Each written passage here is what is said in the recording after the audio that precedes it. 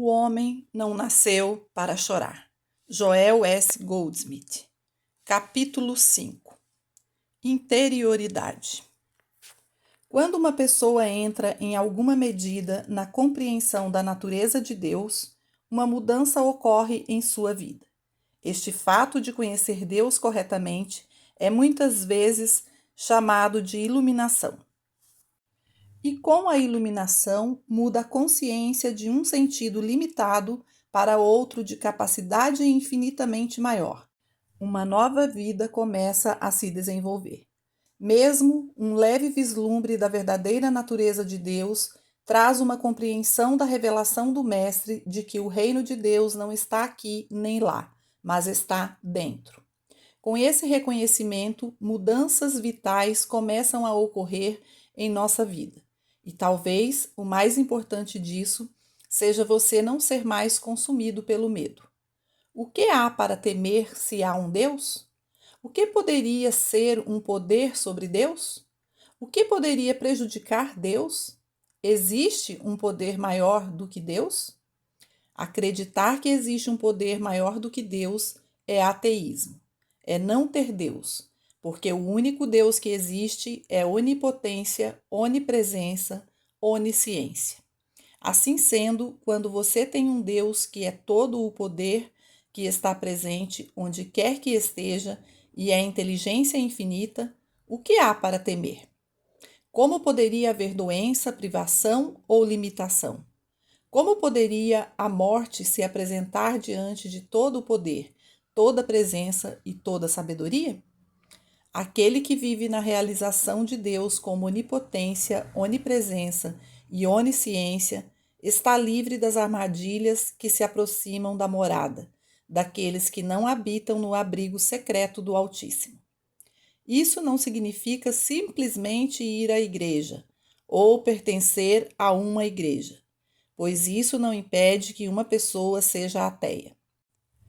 A única coisa que separa alguém do ateísmo é uma convicção real de Deus, e não é pertencer a uma organização que faz isso.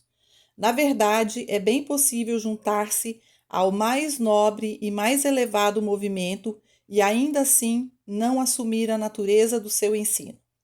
Uma pessoa pode ser membro de uma irmandade fundada sobre os princípios mais elevados e continuar a trapacear e defraudar. Mas isso ele não poderia fazer se ele tivesse uma compreensão e convicção do significado real subjacente ao ensino dessa ordem fraterna. É possível se juntar a uma igreja e ainda ser fundamentalmente ateu. Os ateus podem ser encontrados dentro e fora da igreja. Por outro lado, uma pessoa é ateísta mesmo sem ter jamais pertencido a uma igreja, desde que ela tenha alcançado a convicção de Deus. E não apenas uma convicção do que Deus é, mas de Deus estar onde quer que seja onipresente. Nenhum poder de fora pode operar sobre você. Quando você se convence de que o lugar onde você está é terreno sagrado, você não está mais com medo. Mesmo que bombas explodissem, nem sequer se fosse em 1000 pedaços, elas poderiam separar você da vida. Se é verdade que o reino de Deus está dentro de você, nenhum poder externo a você pode operar na sua vida. Nenhum poder do mal pode agir sobre você, em você ou através de você, porque o reino de Deus dentro de você dissolveria imediatamente qualquer poder, se houvesse um. Nada de fora de seu ser pode entrar para profanar ou criar mentiras. Nem poder externo, nem força externa, seja da natureza do pecado, da doença ou da privação. Nada, absolutamente nada. Essa é a sua proteção. Você pode se perguntar então, por que tanta maldade, tanto pecado, doença, privação, limitação e até a morte chegaram à sua experiência? Mas se você estiver no caminho espiritual, você deve reconhecer que essas discórdias não vieram para você de fora. Não há como progredir espiritualmente, instaurar a purificação, rejeitar a mortalidade e abraçar a imortalidade, sem primeiro reconhecer que nenhum poder do mal jamais entrou em sua experiência a partir de fora do seu próprio ser. Quando você reconhece isso, seu próximo passo é descobrir que o que há dentro de seu próprio ser é responsável pelo pecado, doença ou acidentes que entraram em sua experiência. Eventualmente será reconhecido que o que é responsável pelos males da humanidade são a escuridão, a ignorância da verdade. O Mestre prometeu: "E conhecereis a verdade, e a verdade vos libertará." João 8. É evidente que se você não é livre por causa da sua falta de conhecimento da verdade, é claro que isso significa que é por causa da sua ignorância. A ignorância é responsável por seus males, mas, felizmente, há algo que você pode fazer a respeito da ignorância. Se houvesse um demônio ou um Satanás externo a você, responsável pelos seus males, seria justificável dizer: "Não há nada que eu possa fazer sobre isso, mas sofrer." Ou, se as estrelas e os planetas possuíssem poder para governar sua vida, você também poderia dizer: "Eu não posso fazer nada sobre isso." Se houvesse condições externas a você que pudessem ser responsabilizadas por seus males, você poderia protestar: "Bem, eu não posso fazer nada sobre isso. Eu só posso suportar." Mas o Mestre declarou: "Conhecereis a verdade, e a verdade vos libertará." Paulo foi ainda mais longe quando disse: "Tudo que um homem semear, ele deve também colher." Gálatas 6.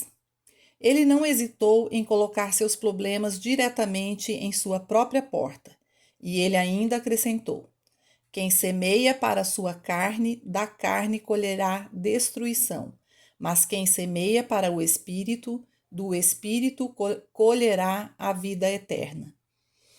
E novamente trata-se de você. É você.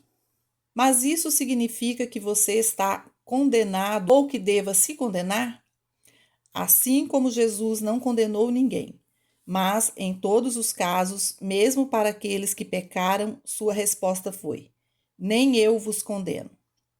Você vai perceber que não está sob condenação, mesmo por sua ignorância. Você tem a colheita dentro. Deus não é responsável por seus males. Deus não é responsável por sua morte, porque não tenho prazer na morte do que morre, diz o Senhor Deus. Convertei-vos, pois, e vivei. Ezequiel 18. O perdão no instante do arrependimento. Acima de tudo, se você está vivendo com medo de que Deus o esteja punindo por algum pecado, perca esse medo agora, pois isso não é verdade. Deus nunca puniu ninguém por nenhum pecado. Não há disposição em Deus para castigo de qualquer natureza. De acordo com os ensinamentos do Mestre, o perdão vai até 70 vezes 7. E além, isso nunca chega. Não seria possível perdoar, perdoar e perdoar sem trazer cura para quem você perdoa. O que o Mestre realmente quis dizer foi que o perdão deve continuar até uma cura ter lugar. Perdoar até não haver mais nada para ser perdoado. E nunca condenar, nunca julgar.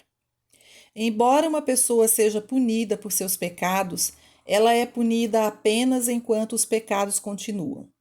No momento em que ela olha para cima e se afasta deles, naquele momento, embora seus pecados sejam encarnados, ela torna-se branca como a neve, e ela não precisa esperar a morte para receber o perdão que está procurando. Seu perdão é no instante de sua conversão, no instante do seu arrependimento. Não aceite a crença de que a discórdia que você está sofrendo é de Deus, ou que Deus é o autor ou a causa do seu sofrimento, nem mesmo por uma boa razão, pois não existe nenhum bom motivo. Isso já foi revelado pelo Mestre. O ensino completo do Mestre é sobre o perdão, E quando você consegue entrar em acordo dentro de si mesmo de que Deus não é o autor de suas discordâncias ou desarmonias, dos problemas da sua mentalidade física, moral ou financeira, você dá um grande passo adiante e liberta-se da crença de que Deus o está prendendo em amarras. Aceite seu domínio dado por Deus. A constatação de que não há poder fora do seu próprio ser que seja responsável por doenças prepara-o para o próximo passo, que é entender que o sofrimento, a falta e a limitação em sua vida são devidos a algo dentro de você, não a algo fora de você. E que não há ninguém no céu, na terra ou no inferno que seja responsável por essa condição. A culpa que deve ser corrigida não é senão ignorância da verdade, e você pode fazer algo a respeito. Você nunca sofreu e nunca sofrerá qualquer outra coisa que não seja a ignorância da verdade, e isso você pode corrigir a qualquer momento. Todo o poder está dentro de mim. Deus me deu domínio sobre tudo o que está na terra e nos céus acima da terra, incluindo as estrelas, os planetas e suas implicações astrológicas. Deus deu o domínio ao homem. Portanto, todo domínio, toda lei e todo poder estão dentro de mim. E isso não é meu em um sentido pessoal e egoísta, como se fosse por mim mesmo. Isso é meu pela graça de Deus. Deus me deu esse domínio. Deus me deu esse poder sobre todas as crenças e poderes. Deus insuflou seu domínio na minha consciência desde o princípio. O domínio de Deus é o meu domínio sobre todas as forças que existem. Quando você tem uma sensação dentro de você de que esta é a verdade, você começa a perceber que não precisa pegar a espada contra qualquer poder externo, porque aquele que vive pela espada morrerá. Você começa a entender por que o Mestre disse: Eu, porém, vos digo que não resistais ao mal, porque ele nunca instaurou uma guerra contra o diabo e porque ele nunca lutou contra o mal. Não há registro de sua luta contra o mal, nenhum registro de sua guerra com Satanás, mas apenas um calmo e pacífico: Vai-te para trás de mim. E não ouvimos mais nada sobre o diabo na vida do Mestre. Você também tem domínio de Deus sobre todos os demônios que podem atormentá-lo ou tentá-lo. Sempre você tem domínio, mas esse domínio é exercido apenas pelo reconhecimento da verdade que faz você ser livre. Você não precisa lutar, não precisa se esforçar. Você só tem que conhecer a verdade. Existe um domínio dado por Deus dentro de mim. O reino de Deus está dentro de mim.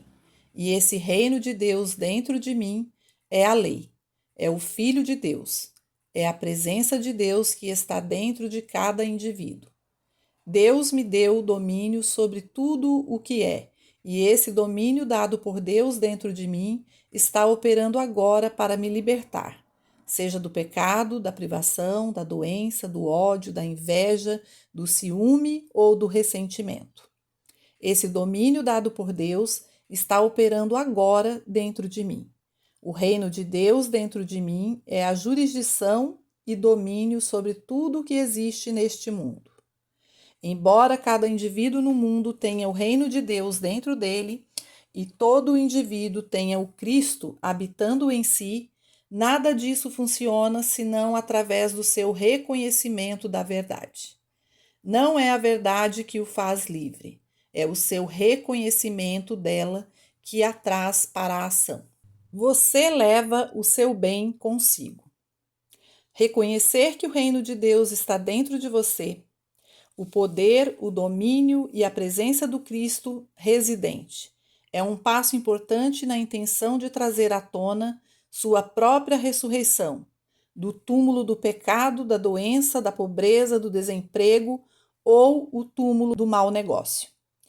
Outro passo importante é lembrar-se diariamente da verdade da interioridade, que todo bem já está dentro de você, e por isso ele nunca será alcançado, mas apenas expressado. Quando você entra em uma sala vazia, não há amor lá, nem há nenhum ódio, pecado ou doença. Se uma pessoa entrasse em uma sala para obter qualquer coisa, ela ficaria desapontada por não haver nada na sala para ser obtido. O que quer que esteja na sala tem que ser trazido pelas pessoas que entram nela. Se houver amor, é porque as pessoas nela trouxeram amor. E aqueles que trazem amor em uma sala irão sair da sala com o amor multiplicado. Se alguém entrar em uma sala com ódio, inveja e ciúme, ele provavelmente sairá com ódio, inveja e ciúme multiplicados. Uma ilustração disso, que ocorreu há alguns anos, foi o caso de um homem que veio a mim para uma cura física e explicou que tinha ido a muitos praticantes e professores, mas ainda não recebera sua cura. Embora frequentasse a igreja regularmente, fiel e lealmente, foi apenas um instante de inspiração que me levou a perguntar: por que você vai à igreja? Levou um momento para ele refletir sobre a questão, mas finalmente ele respondeu: para aprender mais sobre Deus. Você quer dizer que depois de todos esses anos frequentando a igreja, você ainda não aprendeu sobre Deus? Você ainda está indo lá para aprender sobre Deus? Bem, não exatamente. Conheço algo sobre Deus, mas se eu aprender mais, eu me beneficiarei mais. E então, a razão pela qual você vai para a igreja é para que você obtenha algum benefício pessoal? Ele nunca pensou nisso desse modo e, portanto, ele falhou em explicar sua verdadeira razão para ir à igreja. Então eu mostrei que ele saía da igreja com o que ele trouxe para ela e acrescentei: que tal reverter a sua atitude e, na próxima vez que você for à igreja, ir com a ideia de levar algo consigo? Você já tem alguma compreensão da verdade de Deus e da oração. Por que não vai lá com um pequeno grão de verdade, que vamos admitir que você tem, e tenta pôr esse grão de verdade para trabalhar em benefício daqueles que estão lá e que ainda não conhecem o que a realização de Deus pode fazer? Passe essa hora inteira com a ideia de que o que quer que você ganhou em conhecimento partilhará com aqueles naquela igreja. Na segunda semana, ele veio a mim e anunciou uma melhoria notável, e na terceira semana conseguiu confirmar uma cura completa. Não há nada na vida a ser obtido, nem mesmo Deus, nem uma compreensão de Deus. Tudo isto já é, e tudo isso já está onde quer que esteja. O reino de Deus não pode ser trazido a você, nem mesmo por Jesus Cristo. Ele simplesmente anunciou que o reino de Deus não está aqui ou lá adiante, mas que o reino de Deus já está dentro de você. Montanhas sagradas ou templos piedosos não revelarão Deus, e certamente há ainda menos esperança de encontrar Deus em um homem ou em um livro. Deus deve ser procurado onde Deus está, dentro de você. Não é você se tornar mais amoroso que faz o amor operar em você. É percebendo que a natureza de Deus é amor e que o reino do amor já está estabelecido dentro de você. Portanto, não há algo como o amor em um quarto vazio, e nem ódio, inveja ou ciúme também. É apenas uma sala ou quarto vazio, nada mais. Você entra nela e o que quer que aconteça depende do que você trouxe consigo. Se você trouxe amor, então o amor está lá. Mas se você trouxe ódio, inveja, ciúme, malícia, crítica ou condenação, então é isso que existe lá. Você não encontrou nada lá, você trouxe essas coisas. Não procure lugar algum pelo amor, e não vá a ninguém por amor ou pela amizade. Leve amor e amizade com você. Não vá a ninguém por perdão. Leve perdão onde quer que você vá. Não entre neste mundo esperando entender. Traga compreensão para aqueles que você conhece, e tudo o que você traz com você será devolvido a você. Lança teu pão sobre as águas. Lança o teu pão sobre as águas, porque depois de muitos dias o acharás. Eclesiastes 11. A lei diz que o pão que você lança voltará a você multiplicado. Se o amor não está retornando a você, esse não é o pão que você está lançando sobre as águas. Entenda se perdão, abundância, o compartilhamento não vieram a você, é porque você não tem lançado esse pão sobre as águas. E se você não fizer isso, nada pode voltar a você. Todo o pão na água é destinado a retornar à pessoa que a colocou lá. Seja qual for o nome ou a natureza do pão que é lançado sobre as águas, o pão doce do amor e vida, ou o pão azedo da inveja, ciúme, malícia, ressentimento e perseguição. Essa é a natureza do pão que retorna. A vida é como um talão de cheques. A pessoa que tenta sacar o que não depositou, mais cedo ou mais tarde estará em apuros. Não há amor neste mundo, mas há amor em você e em mim. Não há ódio neste mundo, mas pode haver ódio em você e em mim. Se enviarmos esse amor ou ódio ao mundo, isso só fará multiplicá-los e retorná-los. Viajei praticamente a cada país do globo nos últimos 53 anos, e apesar de ter encontrado muito amor, nunca me encontrei com ódio, ressentimento ou fanatismo. Nunca conheci nenhuma dessas coisas para me alcançar ou me tocar. Passei muitos anos em países onde o fanatismo e a distinção de classe eram abundantes, mas nunca experimentei ou conheci essas coisas. Isso não é por causa de qualquer virtude da minha parte.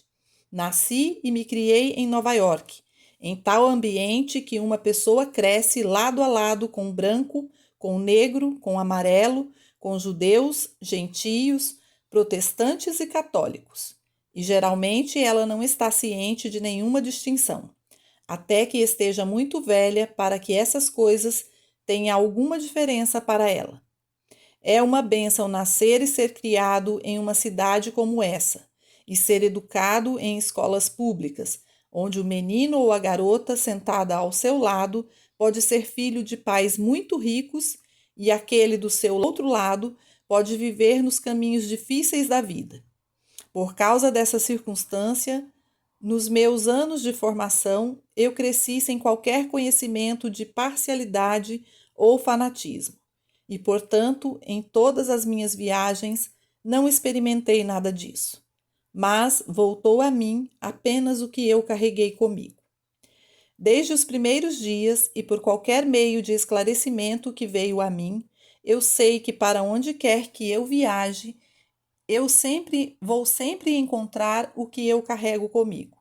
E então, se eu entrar em um escritório de negócios, uma igreja ou uma estação de trem, ou em uma estação de alfândega na fronteira, eu levo comigo o reconhecimento do Cristo residente, a percepção de que cada indivíduo é filho de Deus em sua verdadeira identidade.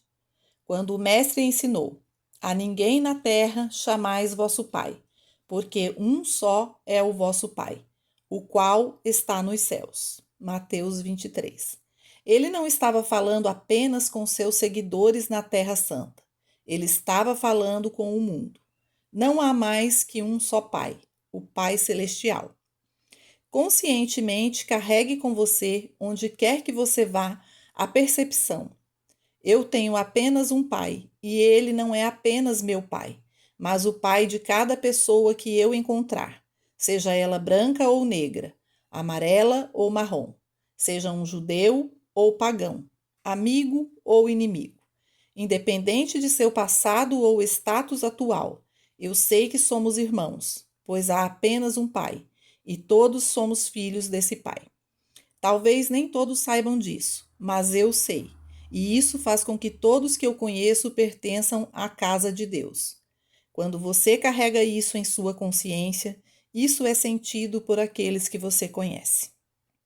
O mundo devolve sua atitude em relação a ele. Todos tiveram a experiência de conhecer alguém, um ministro, um líder, um praticante ou professor, cuja presença fez você se sentir confortado e puro, banhado por uma onda de amor. Você reconheceu isso porque na consciência daquela pessoa havia amor. Ela estava vivendo seu cristianismo. Ela estava vivendo sua religião. Ela estava vivendo sua piedade. E por estar em sua presença, o amor expressado por ela envolveu você. Por outro lado, alguns de vocês provavelmente já estiveram na presença de uma pessoa que fez com que seus pelos arrepiassem. Você podia sentir o ódio, o fanatismo, a luxúria ou a sensualidade que emanava de seu pensamento, e você queria fugir, retirar-se dali. Você também pode ter se sentido nervoso ou inquieto, e você pode até ter pensado em correr para casa e tomar um banho. É como Emerson disse: o que você é troveja tanto que eu nem consigo ouvir o que você diz. Estamos sempre expressando nosso próprio eu, mesmo quando tentamos ocultá-lo. Escondemos isso principalmente só de nós mesmos, mas aqueles das nossas relações às vezes nos conhecem mais e melhor do que nós a nós mesmos. Tudo isso é devido à ignorância. Se você está percebendo neste mundo qualquer ressentimento, ódio, ciúme ou fanatismo, isso acontece por causa da ignorância. Você não sabe realmente o que está fazendo. O Mestre estava certo quando falou sobre aqueles que o crucificaram. Pai, perdoa-lhes, porque não sabem o que fazem. Se você levar medo para o mundo, não é pecaminoso da sua parte, é ignorância. Você não sabe o que está fazendo. Quando sabe, você pode mudar isso sabendo a verdade. Existe um Cristo residente. O Espírito de Deus está dentro de mim. E o Espírito de Deus está em todos os indivíduos que eu já conheço. Transmita isso ao mundo, e o mundo mudará sua atitude em relação a você. Tente entender que nada pode entrar na sua experiência, exceto pela sua consciência. Nada mesmo. É através da sua consciência que você dá ou recebe ignorância ou sabedoria. Você se transmite aos outros. As pessoas serão atraídas para você se sentirem calor, alegria, espiritualidade e bem, porque na presença dessas qualidades estão encontrando apenas o amor de Deus fluindo. Você pode levar essa atitude aos vendedores ou compradores que você conhece, aos clientes que atende e aos comerciantes que lhe atendem. Ao transmitir a presença de Deus realizada para eles, muitas vezes são curados, e você pode enviá-los para casa ou trabalho mais abençoados do que nunca. Você está sempre se comunicando com os outros pelo seu estado de consciência. Este fato revela a verdadeira natureza da vida cristã. A vida cristã não é uma maneira de buscar Deus para algo. Não é uma vida de conseguir. É uma vida de dar. Não existe caminho para que Deus alcance este mundo, exceto através da consciência. Deve haver uma consciência através da qual ele vem. Esse é o segredo da cura. Você não pode receber a cura espiritual de qualquer pessoa na rua. É preciso alguém que tenha desenvolvido sua consciência, ao ponto de ser uma transparência através da qual Deus se manifesta. E quanto maior o grau dessa transparência, maior é o trabalho de cura que ele pode fazer. Conheça a verdade de que todo o poder é dado a você. O poder de Deus e o domínio de Deus sobre todo o pecado, doença, falta e limitações do mundo. Conheça a verdade que o Cristo que habita em você e em cada indivíduo no mundo é a ressurreição e a cura. e o Cristo está sempre operante, mesmo sem ser informado sobre o que fazer ou para quem. Leve essa realização com você em sua associação com outras pessoas, mais e mais até que alguém lhe diga: sinto-me confortado quando falo com você, ou um fardo sai de minhas costas quando eu estou com você. Então você saberá que você entrou na vida cristã e que o grande manancial de interioridade no centro do seu ser está fluindo para expressar amor, paz e alegria. Instruções para um estudante. Você está tentando curar pessoas, mas não vai funcionar. Você está meditando para realizar Deus, mas fica espiando para ver o que Deus fará sobre o erro. Na proporção em que você alcançar consciência espiritual, você encontrará que a harmonia é e que você não precisa tentar estabelecê-la, mas apenas reconhecer que é assim. A consciência espiritual não cura, ela vê o que realmente é através das aparências. As curas raramente ocorrem quando nós, ou o paciente, esperamos. Gostaríamos que a dor parasse instantaneamente, a febre se dissolvesse e o caroço desaparecesse. Se o paciente estiver receptivo, o que realmente ocorre é uma mudança de consciência. Há, sim, menos dependência ou alegria das coisas e condições externas, e, em correspondência, maior amor e compreensão da harmonia invisível que em seguida torna-se evidente externamente. Se alguns pacientes não respondem externamente, é porque eles não se renderam interiormente. Não mudamos a aparência. Nossa realização do Cristo abre a consciência, e isso muda e purifica. Então, e somente então, o exterior revela que a aparência está em conformidade com a consciência interior. Na verdade, a condição externa é o estado de consciência externalizado. Não pode haver mudança externa até que ocorra um despertar interior. Toda luz espiritual vem somente após a escuridão. Não passamos por isso uma ou outra vez? Quando estamos felizes em nossa saúde, oferta e relacionamentos, não há progresso espiritual. À medida em que as condições materiais ou as pessoas nos falham, somos levados ao espírito. Basta observar como muitas vezes você se sente satisfeito por causa da aparente harmonia, e você verá então por que você deve ser afastado do bem meramente humano. Mensagem de gabinete. É uma grande alegria observar o desenrolar do caminho infinito, principalmente porque o aumento de atividade é indicação de sucesso dos alunos em viver e praticar os princípios específicos que constituem esta mensagem. Compreender a natureza de Deus é o grande segredo. Uma vez que o aluno perceba que Deus não é como qualquer coisa que ele tenha acreditado que ele seja, e na proporção da natureza de Deus que é revelada a ele, uma nova compreensão da oração e meditação vem rapidamente. Somente através da oração e da meditação e atividade da presença de Deus vem para a prática na nossa vida diária. Acima de tudo, entender que não há uma doação ou uma retenção de Deus, não há um Deus gratificante ou castigador, é encontrar a paz, o silêncio e a libertação da ansiedade e do medo. Não sinta que você deve perseguir eternamente a Deus. Antes, fique quieto e deixe Deus alcançar você. Que Deus o encontre enquanto deixa o amor de Deus fluir através de você para o seu próximo, e especialmente para o seu vizinho inimigo.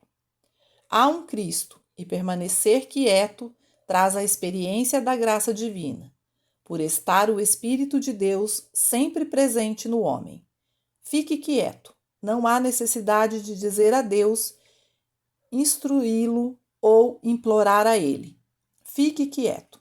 O todo sapiente já sabe, e a quietude traz o fruto do conhecimento de Deus. Deus é amor, e essa quietude traz o fruto do amor de Deus. A graça de Deus está sempre conosco, e essa quietude revela o fruto da graça de Deus.